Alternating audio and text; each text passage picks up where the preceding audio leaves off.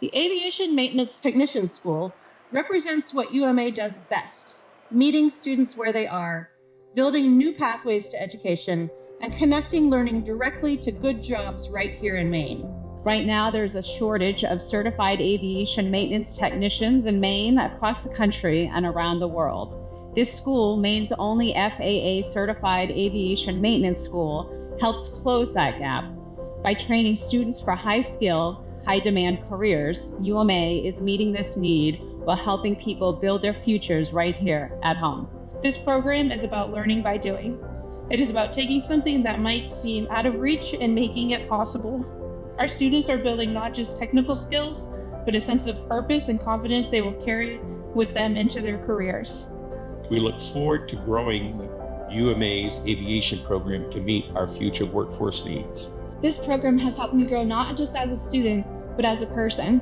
I've gained confidence, leadership skills, and a belief in myself I didn't have before.